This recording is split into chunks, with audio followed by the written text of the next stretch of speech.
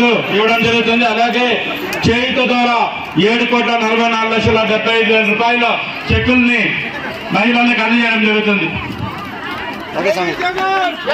ఈరోజు బైరెడ్డిపల్లి మండలం వైఎస్ఆర్ ఆసరా మరియు చేయుత కార్యక్రమానికి మన అందరి పెద్ద దిక్కైనటువంటి పెద్దలు పూజ్యులు రాష్ట్ర మంత్రివర్యులు పెద్దిరెడ్డి రామచంద్రారెడ్డి గారికి, అదేవిధంగా మన పార్లమెంట్ సభ్యులు రెడ్డప్పన్న గారికి, అదేవిధంగా రెడ్డమ్మక్క గారు, కృష్ణమూర్తి గారు, దయానంద గౌడ గారు, అదేవిధంగా రెడ్డప్పన్న గారు, వెంకటరెడ్డి యాదవ్ గారు, పోకల అశోక్ అన్న గారు ఇచ్చేసారు. వీరందరికీ కూడా పేరు పేరున ధన్యవాదాలు తెలియజేస్తూ, వేదిక మీద ఉన్నటువంటి సర్పంచులు, ఎంపీటీసీలు, ముఖ్య నాయకులు, సోషల్ మీడియా సోదరులు, మీడియా మిత్రులందరికీ కూడా పేరు పేరున ధన్యవాదాలు తెలియజేసుకుంటూ, అక్క చెల్లెమ్మలందరికీ కూడా శిరస్సు వంచి నమస్కరించుకుంటున్నాక, ఈరోజు మీరందరూ కూడా గమనించాలి.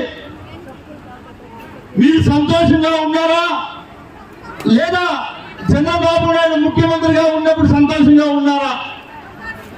నిజం చెప్పండి. మీరు ఆలోచించాల్సింది ఒకటే ఒకటినా, చంద్రబాబు నాయుడు 2014 నుంచి 2019 వరకు ముఖ్యమంత్రిగా ఉన్నప్పుడు కరువు కాటకాలతో మీ గ్రూపుల్లో డోక్రా రుణమాఫీ చేస్తారని మోసం చేసి ఏమీ చేయకుండా మన అందరి జీవితాలను నాశనం చేసినటువంటి ఘనత చంద్రబాబు నాయుడు గారు గుర్తుపెట్టుకోండి.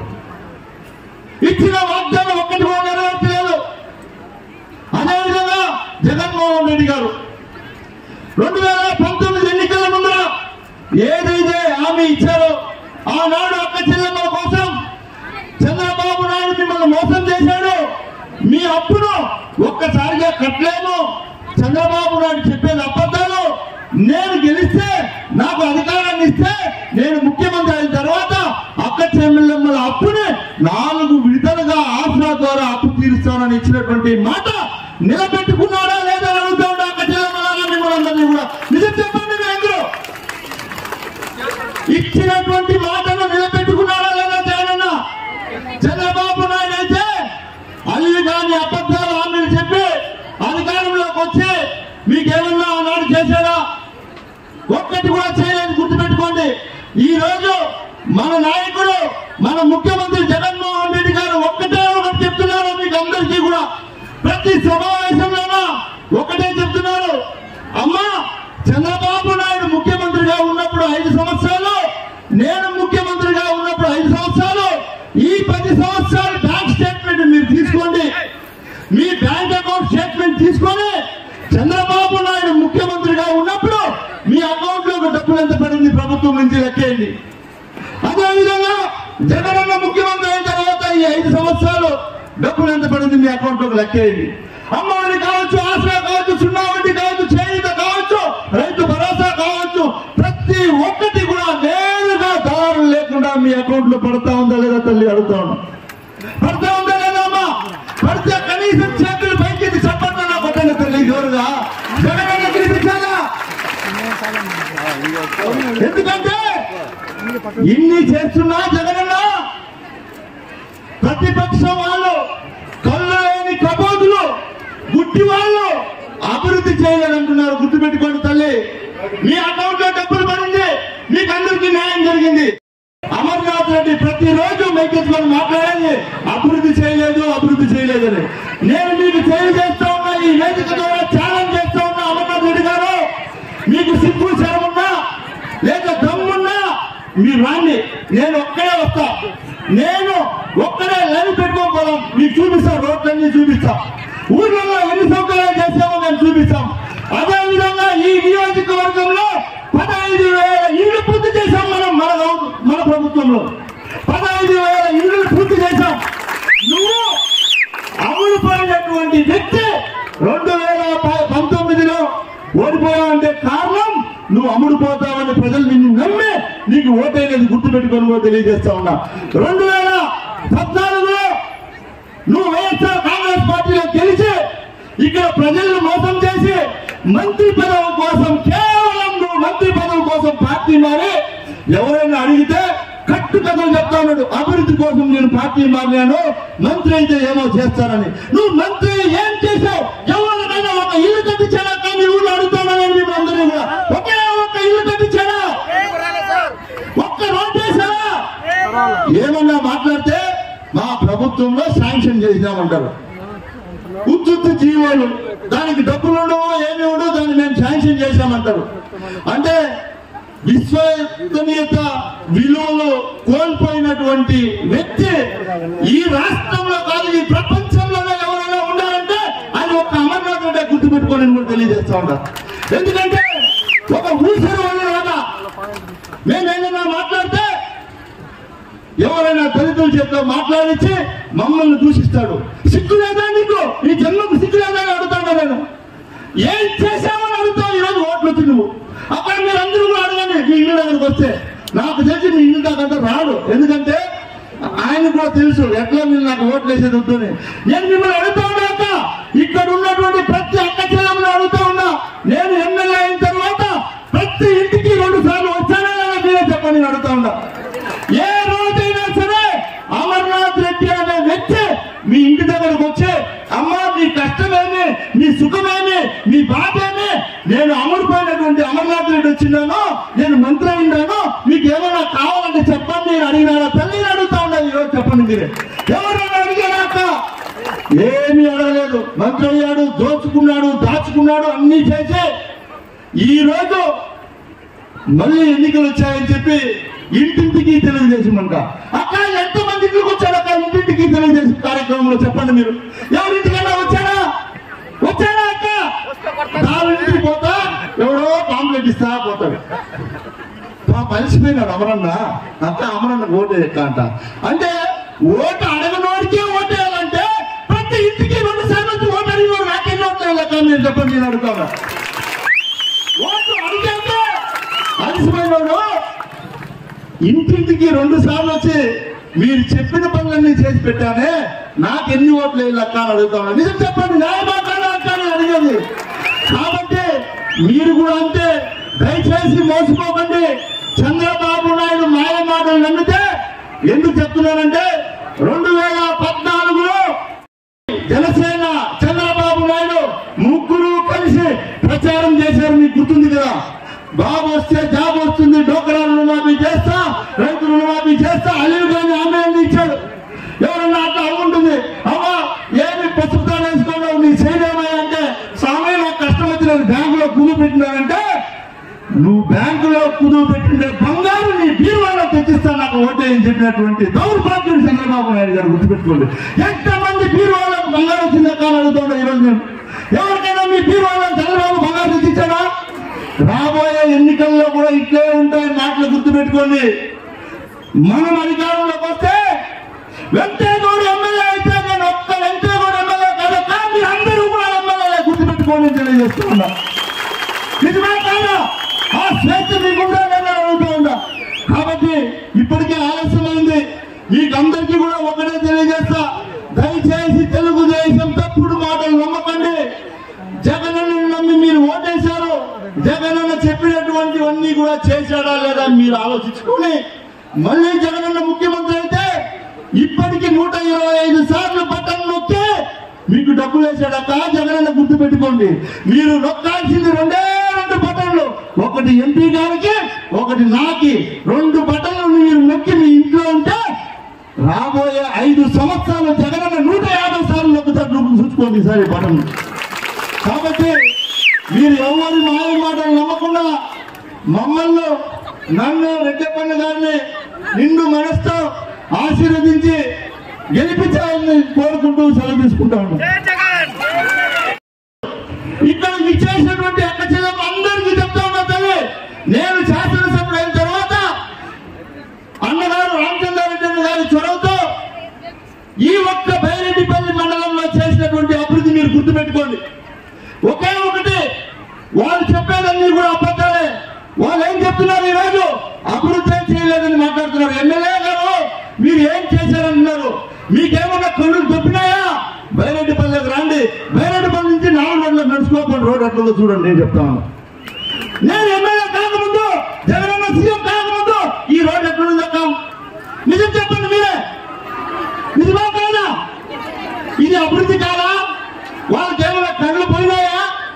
లేదంటే మా జగనన్న ఈ రోజు ఆరోగ్యశ్రీ పెట్టాడు, 25 లక్షలు ఉచిత వైద్యం ఉంది, ఫ్రీగా కళ్ళు ఆపరేషన్ కూడా చేపిస్తారు అని నేను తెలియజేస్తాను. తల్లిదండ్రులు మీకున్నా ఉంటే బైరెడ్డిపల్లి హాస్పిటల్ ఎక్కడుంది? ముందు బైరెడ్డిపల్లిలో ప్రభుత్వ ఆసుపత్రి ఎక్కడుంది? కుక్కలు తట్టి మారింది. నిజమా కాదా? ముందు జగనన్న ముఖ్యమంత్రి అయిన తర్వాత ఈ రోజు ఎంత పెద్ద ఆసుపత్రి కట్టారక్క? నిజం చెప్పండి, కట్టారా? కానీ ప్రతిపక్షం నాయకులు విషం చెబుతున్నారు.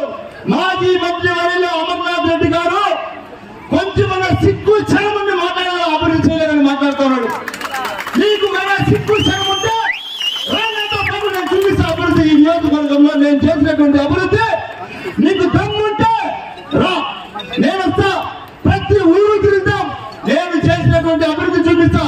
మీరు గుర్తుపెట్టుకోండి, చప్పిడిపల్లికి రోడ్ లేదు. ముందు చప్పిడిపల్లిలో ఎవరైనా ఉన్నారా? అక్కడ చప్పిడిపల్లికి ముందు రోడ్ ఎక్కడ ఉందన్నా? నేను ఎమ్మెల్యే అయిన తర్వాత రోడ్ వేసామా? 9 కిలోమీటర్ల రోడ్ ఉంది, వేసామా లేదా? అదేవిధంగా తీర్థం నుంచి కోట్రాపల్లికి రోడ్డు నేను ఎప్పుడో చిన్నప్పుడు కోనేరు కొండకు పోతా ఉంది, అట్లా రోడ్డు కూడా వేయించాక నేను వేసానా లేదా? అదేవిధంగా మీరు గుర్తుపెట్టుకోండి, చెన్నిపల్లి, మునిపల్లి, ఎముకొత్తూరు రోడ్డు ఒక్కొక్కటి 9 కిలోమీటర్లు ఒక్కొక్క రోడ్డు. గుర్తుపెట్టుకోండి. ఈ కన్ను కలిపి కబాదులు మాట్లాడుతూ ఉన్నారు, మీరు ఏమీ చేయలేదు. నేనే నా క్లయింట్లు మాట్లాడేది.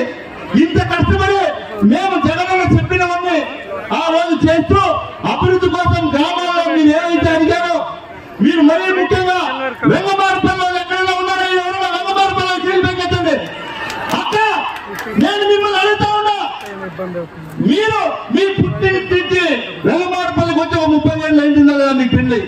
అప్పటి నుంచి రోడ్డు నుంచి మీ ఊరికి అడుగుతా ఉన్నా, నేను ఏపీ తినలేదా అక్కడ అడుగుతా ఉన్నా ఈరోజు.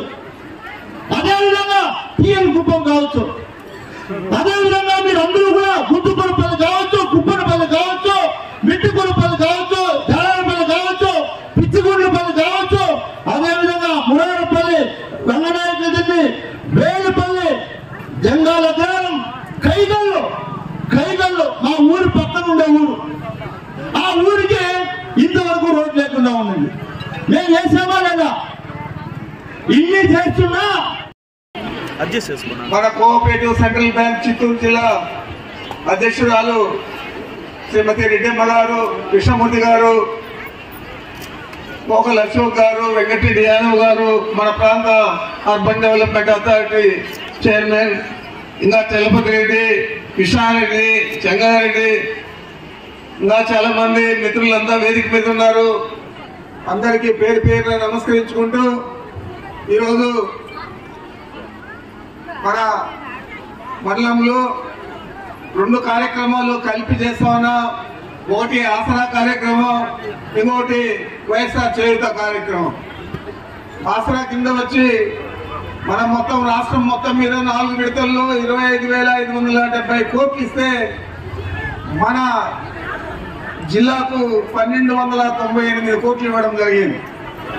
అదేవిధంగా మన నియోజకవర్గానికి 193 కోట్ల 17 లక్షలు 4 విడతల్లో కలిసి ఇస్తే మన మండలానికి 38 కోట్ల 51 లక్షలు ఇవ్వడం జరిగింది. కేవలం 9,314 మందికి 38 కోట్ల 51 లక్షలు ఇవ్వడం జరిగింది. అదేవిధంగా చేయూత కింద ఎవరైతే 45 సంవత్సరాల నుండి 60 సంవత్సరాల దాకా ఉంటారో వారందరికీ కూడా 75,000 లెక్కన 4 విడతల్లో ఇచ్చారు. ఈ 4 విడతల్లో రాష్ట్రం మొత్తం మీద 5,060 కోట్ల 49 లక్షలు ఇస్తే మన జిల్లాలో 707 కోట్ల 86 లక్షలు అయితే మీ నియోజకవర్గంలోనే అతి ఎక్కువగా 133 కోట్ల 85 లక్షలు ఇవ్వడం జరిగింది. మన బైరెడ్డిపల్లిలో కూడా 14,048 మందికి 26 కోట్ల 34 లక్షలు ఇవ్వడం జరిగింది. నేను ఒకటే మిమ్మల్ని అందరినీ అడుగుతా ఉన్నాను, ఇంత పెద్ద ఎత్తున ఏ రోజైనా 14 సంవత్సరాలు ముఖ్యమంత్రిగా ఉన్నాడు చంద్రబాబు నాయుడు, ఇంత పెద్ద ఎత్తున ఏ రోజైనా ఆర్థికంగా మన మహిళా సంఘాల సభ్యులను ఆదుకున్నారా అని అడుగుతా ఉన్నాను.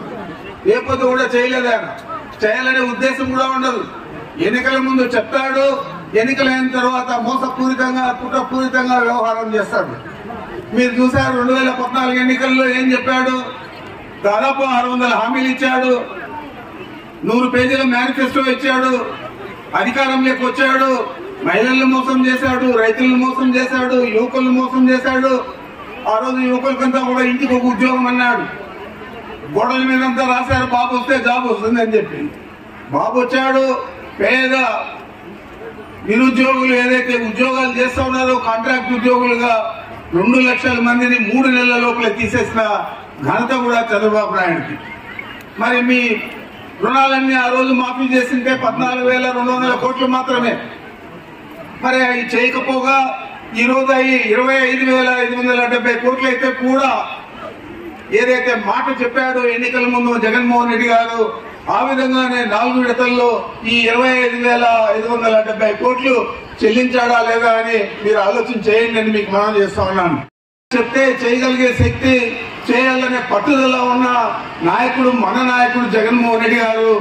మరి ఏదైనా చెప్తే అది ఎంత పెద్ద అబద్ధమైనా సంసారం లేదు కాబట్టి ఎంత పెద్ద అబద్ధమైనా చెప్పేద్దాం, ముందు అధికారంలోకి వచ్చేద్దాం, వచ్చినాక మనం ఎవరిని పట్టించుకోకపోయినా 5 ఏళ్ళు అధికారంలో ఉండొచ్చని ఆలోచన చేసే వ్యక్తి చంద్రబాబు నాయుడు. మరి వీళ్ళిద్దరికి తేడా ఇప్పటికే మనం గమనించాం. రాబోయే ఎన్నికల్లో కూడా చంద్రబాబు నాయుడు వస్తాడు. ఇప్పటికే సూపర్ 6 అని ఒకటి పెట్టాడు. ఈ మధ్య మన అసెంబ్లీలో అంతా కూడా ముఖ్యమంత్రి గారు దాన్ని అంతా కూడా చేసి చూపించాడు. ఈ సూపర్ 6 అమలు చేస్తే ఈ సూపర్ 6 కు 2,50,000 కోట్లు ఖర్చు అవుతుంది. మరి ఇంకా ఖర్చు చేసే శక్తి మన ప్రభుత్వానికి ఉందా లేదా? ఈ జగన్మోహన్ రెడ్డి గారు చెప్పినవన్నీ చేశాడా? మేమైతే అమలు చేసినవన్నీ కూడా 100% జగన్మోహన్ రెడ్డి గారు ఎన్నికల హామీలన్నీ కూడా అమలు చేశాడు. ఈ రాష్ట్రంలో, ఈ దేశంలో ఏ ముఖ్యమంత్రి కూడా ఎన్నికల హామీలు పూర్తి స్థాయిలో నెరవేర్చిన దాఖలాలు ఇప్పుడు దాకా లేవు, స్వతంత్రం వచ్చేప్పటి నుంచి కూడా. అదే మన నాయకుడు జగన్మోహన్ రెడ్డి గారు చెప్పినవన్నీ చేశాడు. ఈ రోజు మళ్ళా మీ ముందుకు వస్తా ఉన్నాడు, నన్ను ఆశీర్వదించండి, నేను మీకు మంచి చేస్తానా లేదా మీరు ఆలోచన చేసుకోండి, మీ కుటుంబానికి మంచి జరిగింటే నన్ను ఆశీర్వదించండి అని మీ ముందుకు వస్తా ఉన్నాడు. మరి ఏమి అడిగి మిమ్మల్ని ఓట్లు అడుగుతాడు, ఏం చెప్పి ఓట్లు అడుగుతాడు చంద్రబాబు నాయుడు అని అడుగుతా ఉన్నాను. 2014లో మోసం చేసినా అని చెప్తాడా? లేదా వాళ్ళ మామ వెన్నుపోటు పెడుతూ వాళ్ళ మామను దించేసినప్పుడు అప్పుడున్న మహిళల హక్కు ఆ రోజు మద్యపాన నిషేధం, దాన్ని మేము మాఫీ చేసినా అని చెప్తాడా? లేదా 2 రూపాయల కేజీ బియ్యాన్ని 5 రూపాయలు 25 పైసలు చేశాడు. అప్పుడు అదేవిధంగా కరెంట్ ఛార్జీలు పెంచాలని 5 సార్లు పెంచాడు. మరి మాట మీద లేని వ్యక్తి ఎన్నైనా చెప్పచ్చు. ఈ రోజు 2,50,000 కోట్ల హామీలతో ఎన్నికల మేనిఫెస్టో ఇచ్చి సూపర్ 6 అని పేరు పెట్టారు. నేను మిమ్మల్ని అందరినీ ఒకటే అడుగుతా ఉన్నాను, ఇది అమలు చేస్తాడా? గతంలో 2 సార్లు మోసం చేశాడు, ఇప్పుడు కూడా అదే చేస్తాడా లేదా ఆలోచన చేసుకోండి అని మేము మనవి చేస్తా ఉన్నాం. ఈరోజు మళ్ళా కొత్త హామీలతో వస్తాడు. జగన్మోహన్ రెడ్డి గారు కూడా చెప్తా ఉన్నాడు, అయ్యా మీరు ఎవరు నమ్మద్దండి చంద్రబాబు చెప్పేది, ఆయన మళ్ళా వస్తాడు మీ ముందుకు, ప్రతి మహిళకు కేజీ బంగారం అంటాడు, ప్రతి యువకుడికి ఇంటికి ఒక ఉద్యోగం కాకుండా అందరు యువకులందరికీ ఉద్యోగాలు ఇస్తా అంటాడు, మోటార్ సైకిల్ తీసిస్తా అంటాడు, మరి రైతులకంతా బెంజ్ కారు తీసిస్తా అంటాడు. ఇవన్నీ అమలు చేస్తాడు అని అడుగుతా ఉన్నాను. మనమేమో ఎన్నికల్లో హామీలు నెరవేరిస్తే చంద్రబాబు నాయుడు ఏం చెప్పాడు మీరు ఆలోచన చేయండి. చంద్రబాబు నాయుడు ఆ రోజు ఏం చెప్పాడు? ఈ ఎన్నికల హామీలన్నీ నెరవేరిస్తే ఇది శ్రీలంక అయిపోతుంది, ఈ రాష్ట్రం దివాలా తీస్తుంది అని చెప్పాడు. మరి ఏ రకంగా ఈ రోజు 2,50,000 కోట్ల హామీలు సూపర్ 6 అని ఇచ్చామని నేను అడుగుతా ఉన్నాను. ఇవి అమలు చేస్తానని వీలైతుందా అని అడుగుతా ఉన్నాను. అందుచేతే మీ అందరికీ తెలియజేస్తా ఉన్నా, చంద్రబాబు చెప్పింది చేయడు, జగన్మోహన్ రెడ్డి గారు ఏం చెప్తే అది చేశాడు, రాబోయే రోజుల్లో కూడా చేస్తాడు అని కూడా మీకు మనవి చేస్తా ఉన్నాను. ఈరోజు మళ్ళా కొత్త పొత్తులు, నువ్వేమో మన ఊళ్ళల్లో తిట్టుకున్నట్లు ఈ కొలాయి కాడు లేకపోతే ఏడవతో ఆడలు తిట్టుకున్నట్లు మోడీ గారు చంద్రబాబు నాయుడు గారు తిట్టుకున్నారు. తిట్టుకొని వాళ్ళ కుటుంబాన్ని కూడా, కుటుంబంలో ఉండే వ్యక్తులను కూడా దూషించిన చంద్రబాబు నాయుడు ఈరోజు మళ్ళా సాగిలపడి బీజేపీతో పొత్తు పెట్టుకున్నాడు. ఒక పక్క బీజేపీ, జనసేన, మరి ఈయన. నీకెందుకు పొత్తులు? నీ ప్రజాబలం ఉంటే అని అడుగుతున్నాను. మా నాయకుడు సింగిల్ గానే పోటీ చేస్తా అంటూ ఉన్నాడు. ప్రజాబలం ఉంది, ప్రజలందరూ నా వైపు ఉన్నారనే నమ్మకం జగన్మోహన్ రెడ్డి గారికి ఉంది. నువ్వు ఎప్పుడు మోసం చేస్తానే ఉంటావు కాబట్టి, ప్రజలు ఎవరు నీ పక్షాన్ని లేరు కాబట్టి ఏదో ఒక రకంగా మనం ఎన్నికలు పోవాలని చెప్పి అందరితో కూడా పొత్తులు పెట్టుకోవడం జరిగింది. ఏదైనా మన ఊర్లో కూడా నడుస్తూ ఉండాలంటే, ఒక వికలాంగుడు నడవాలంటే ఊదకట్టి కావాలా. ఈయనకు ఇప్పుడు 3 ఊదకట్లు పెట్టుకొని నడుస్తూ ఉన్నాడు ఈ ఎన్నికల్లో. చంద్రబాబు నాయుడు ఎన్ని పొత్తులు పెట్టుకున్నా, ఎన్ని ఆలోచనలు చేసినా, మోసపూరితంగా కుట్రపూరితంగా వ్యవహారం చేసినా ప్రజలు నిన్ను నమ్మరు. జగన్మోహన్ రెడ్డి గారిని నమ్ముతారు. నమ్మింది జగన్మోహన్ రెడ్డి గారిని ఎందుకంటే ఆయన చెప్పింది చేస్తాడు, చేసి చూపించాడు. మరి నువ్వు చెప్పావు, మోసం చేశావు, కుట్రపూరితంగా వ్యవహారం చేశావు, రేపు కూడా అదే విధంగా చేస్తావని చెప్పి మీ అందరికీ తెలుసు, మా అందరికీ తెలుసు, ఈ రాష్ట్ర ప్రజలందరికీ కూడా తెలుసు. కావున మిమ్మల్ని అందరినీ కూడా నేను కోరుకుంటా ఉన్నా, మిమ్మల్ని అందరినీ కూడా జగన్మోహన్ రెడ్డి గారు హక్కును చేర్చుకొని మీ కుటుంబాలన్నీ ఆర్థికంగా ముందుకు పోయే విధంగా పనిచేశాడు ఈ 5 సంవత్సరాలు. మీకు తెలుసు, కరోనాతో 2 సంవత్సరాలు పోయింది. ఆయన 3 సంవత్సరాల్లోని ఎన్నికల హామీలన్నీ కూడా నెరవేర్చిన ఘనత జగన్మోహన్ రెడ్డి గారు. మరి ఆ విధంగా వారు పనిచేస్తూ ఉన్నారు, ప్రజల కోసం పనిచేస్తూ ఉన్నారు. ఈయనేమో తన స్వార్థపూరిత ఆలోచనలతో 5 సంవత్సరాలు కూడా వృధా చేశాడు. 2014 నుంచి 19 దాకా. ఆ రోజు నేను క్యాపిటల్ కట్టిస్తా అని అక్కడంతా కూడా లక్షల కోట్ల భూములన్నీ కూడా వారికి కావాల్సిన వారికి, ఆయనకు అందరూ కూడా దారాదత్తం చేసుకొని దురాలోచనతో రియల్ ఎస్టేట్ వ్యాపారం చేయాలనుకుంటే, మన ప్రభుత్వం వచ్చిన తర్వాత జగన్మోహన్ రెడ్డి గారు దాన్ని అడ్డుకొని తప్పకుండా 3 క్యాపిటల్స్ ఉండాలని చెప్పారు. కానీ ఉండకూడదు. దురాలోచన చంద్రబాబు. ఆయనకు ఉన్న సంబంధికులు ఎవరైతే మద్దతు ఇస్తా ఉన్నారో, రామోజీరావు గాని, అతనికి వయసు మళ్ళినా కానీ బుద్ధి రాలేదు. లేదా ఏబిఎన్ ఛానల్ కానీ, లేదా TV5 కానీ, లేదా పవన్ కళ్యాణ్ దత్తపుత్రుడు కానీ, వీళ్ళందరూ కూడా ఒక మూకుమ్మడిగా చేరి మనం అందరూ దోచుకున్నాం, పంచుకున్నాం అని చెప్పి ఆలోచన చేస్తూ ఉన్నారు తప్ప ప్రజలను ఆదుకోవాలా, ప్రజల కోసం పనిచేయాలని జగన్మోహన్ రెడ్డి గారు ఆలోచన చేసినట్లు చేయడం లేదనేది మీ అందరూ కూడా గమనించాలని చెప్పి మీకు మనవి చేస్తా ఉన్నా. ఎన్ని దొంగ హామీలు చెప్పినా, ఎన్ని దొంగ మాటలు చెప్పినా చంద్రబాబును నమ్మద్దండి, నమ్మి మోసపోవద్దండి. మనకు మంచి చేసే జగన్మోహన్ రెడ్డి గారికి మద్దతు ఇవ్వండి, ఆశీర్వదించండి. తప్పకుండా వారు ముఖ్యమంత్రి కావాలంటే వెంకయ్య గౌడ గారు శాసనసభ్యుడు కావాలి. వారు ఢిల్లీ నుంచి ఎక్కువ నిధులు తేవాలంటే రెడ్డప్ప గారు పార్లమెంట్ సభ్యులు కావాలి. కాబట్టి ఇవన్నీ కూడా ఆలోచన చేసి తప్పనిసరిగా వీళ్ళిద్దరిని అత్యధిక మెజారిటీతో గెలిపించాలని చెప్పి మిమ్మల్ని అందరినీ కూడా కోరుకుంటూ నాకు అవకాశం ఇచ్చి మీ అందరికీ నమస్కరించుకుంటున్నాను.